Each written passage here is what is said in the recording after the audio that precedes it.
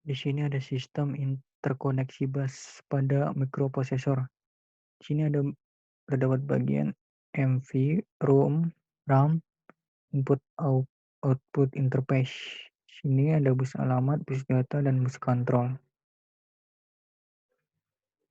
RAM, Random Access Memory.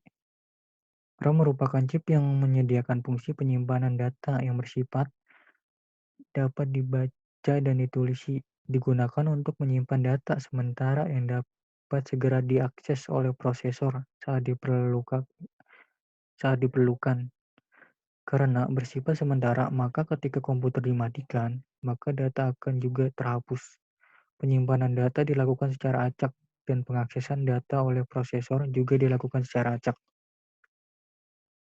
Di sini ada SRAM, static RAM. Sel-sel memori pada SRAM pada dasarnya adalah sejumlah flip-flop yang akan tetap pada suatu keadaan yang diberikan menyimpan bit secara permanen.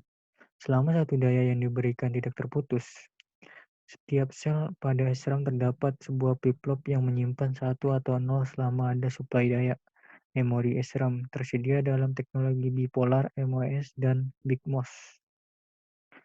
Memori SRAM lebih mahal daripada DRAM karena memerlukan 6 buah transistor untuk membuat sebuah sel memori dan mempunyai kepadatan kemasan jumlah bit dalam sebuah IC yang rendah.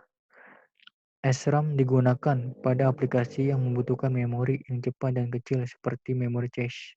RAM merupakan yang sel-selnya menggunakan flip-flop sehingga yang pertama datanya relatif stabil atau statis sehingga tidak diperlukan adanya rangkaian refresh. Yang kedua lebih cepat.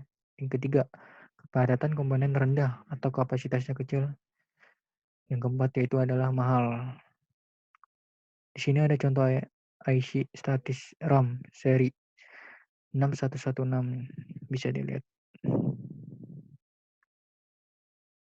Di sini ada DRAM, Dynamic RAM. Pada DRAM, data yang tersimpan secara perlahan-lahan akan hilang karena adanya kehilangan muatan kapasitor, sehingga diperlukan penyegaran ulang secara periodik mengisi kembali kapasitor.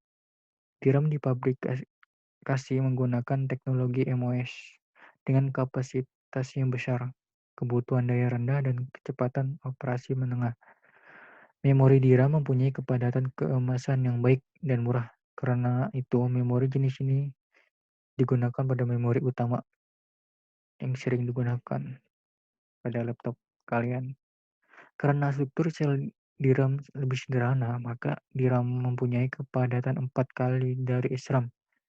Dengan kenaikan kepadatan ini, maka kemungkinan kapasitas memori 4 kali lebih banyak dipasang pada suatu board tunggal.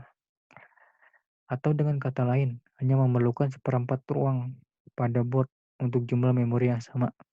Merupakan RAM yang sel-selnya menggunakan kapasitor sehingga pertama datanya tidak stabil atau dinamis sehingga diperlukan rangkaian refresh. Yang kedua lebih lambat. Yang ketiga kepadatan komponen tinggi atau kapasitasnya besar.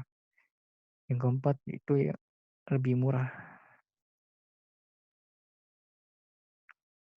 Terima kasih presentasi dari saya. Kurang lebihnya mohon maaf. Wassalamualaikum warahmatullahi wabarakatuh.